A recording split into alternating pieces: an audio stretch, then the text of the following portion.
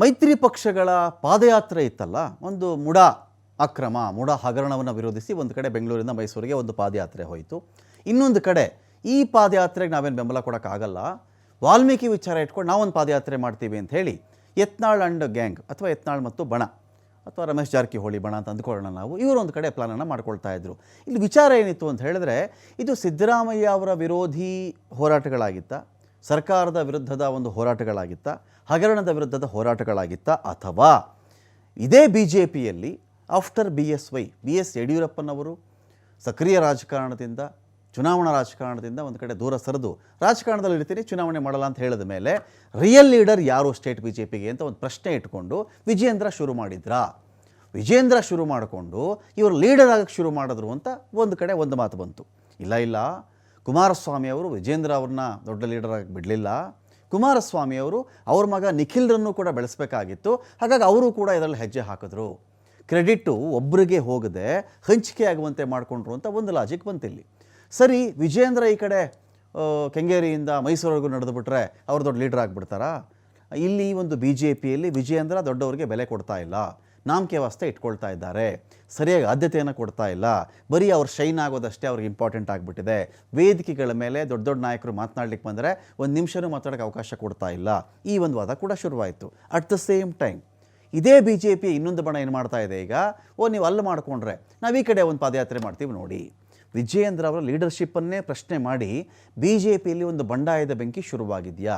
ಹಾಗಾದರೆ ಇಡೀ ಇಲ್ಲಿ ಮುಡಾನೋ ವಾಲ್ಮೀಕಿನೋ ಇನ್ನೊಂದೋ ಮತ್ತೊಂದೋ ಇದೊಂದು ನೆಪ ಮಾತ್ರ ಇಟ್ಕೊಂಡು ಲೀಡರ್ಶಿಪ್ಪನ್ನು ಎಸ್ಟಾಬ್ಲಿಷ್ ಮಾಡುವ ಸಲುವಾಗಿ ನಾಯಕತ್ವದ ಅಸ್ತಿತ್ವಕ್ಕಾಗಿನ ಒಂದು ಹೋರಾಟ BJPಯಲ್ಲಿ ಆಂತರಿಕವಾಗಿ ಶುರುವಾಗ್ಬಿಟ್ಟಿದೆಯಾ?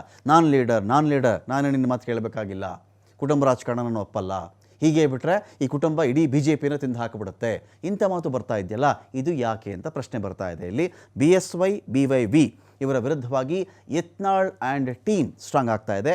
ಹಿರಿಯ ನಾಯಕರನ್ನು ಕಡೆಗಣಿಸ್ತಾ ಇದ್ದಾರೆ ಅನ್ನೋ ನೇರ ಆರೋಪವನ್ನು ಇವರು ಮಾಡಿದ್ದಾರೆ. ತಮ್ಮ ಶಕ್ತಿ ಪ್ರದರ್ಶನಕ್ಕೂ ಕೂಡ ಈ ತಂಡ ಮುಂದಾಗ್ತಾ ಇದೆ. ವಾಲ್ಮೀಕಿ ನಿಗಮದ ಅಭಿವೃದ್ಧಿ ಹಗರಣ ವಿಚಾರ ಇದೆಯಲ್ಲ, ಇದು ಒಂದು ನೆಪ ಆಗಿಬಿಟ್ಟಿದೆಯಾ? ಇಲ್ಲಿ ಸೆಪ್ಟೆಂಬರ್ 17ಕ್ಕೆ ಇವರು ಬಳ್ಳಾರಿ ಪಾದಯಾತ್ರೆಯನ್ನು ಮಾಡ್ತಾರಂತೆ. ಇದಕ್ಕೆ ಹೈಕಮಾಂಡ್ ಒಪ್ಪತ್ತಾ ಬಿಡುತ್ತಾ ಗೊತ್ತಿಲ್ಲ. 17th ಸೆಪ್ಟೆಂಬರ್ ಅಂತ ಡೇಟ್ ಅಂತೂ ಫಿಕ್ಸ್ ಮಾಡಿಕೊಂಡಿದ್ದಾರೆ. ಇದೊಂದು ಭಾಗ ಆಯಿತು.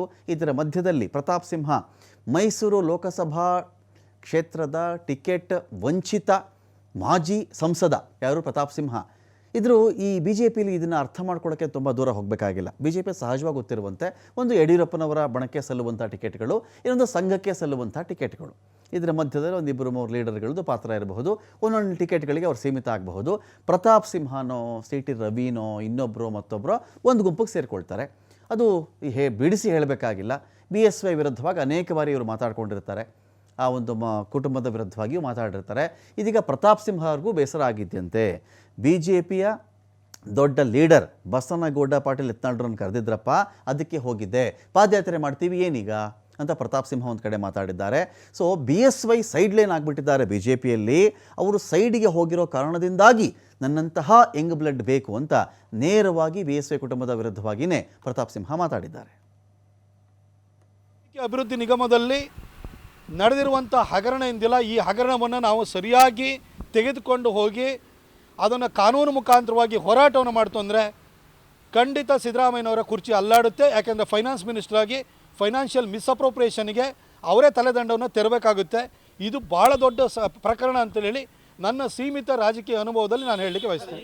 ಅಥವಾ ಅಲ್ಲಿ ಆ ಭಾಗದಲ್ಲಿರುವಂಥ ನಮ್ಮ ಟಾಲೆಸ್ಟ್ ಲೀಡರ್ ಆಗಿರುವಂಥ ಬಸನಗೌಡ ಪಾಟೀಲ್ ಯತ್ನಾಳ್ ಅವರು ಇರ್ಬೋದು, ಇವರೆಲ್ಲ ನಮ್ಮನ್ನು ಕರೆದುಬಿಟ್ಟು ಇದ್ರ ಬಗ್ಗೆ ಮಾಹಿತಿನ ಕೊಡಿ, ಅದನ್ನು ಯಾವ ರೀತಿ ಪಾದಯಾತ್ರೆಯನ್ನು ನಾವು ಕಂಡಕ್ಟ್ ಮಾಡ್ಬೋದು, ಏನೇನನ್ನು ಅದರೊಳಗಡೆ ಸೇರಿ ನೀನು ಪತ್ರಕರ್ತನಾಗಿದ್ದೆ, ಇದ್ರ ಬಗ್ಗೆ ನನಗೂ ಒಂದು ಸ್ವಲ್ಪ ಮಾಹಿತಿನ ಕೊಡು ಅಂತ ಕೇಳಿದ್ರು. ಹೋಗಿದ್ದೀವಿ ಅಷ್ಟರೊಳಗಡೆ.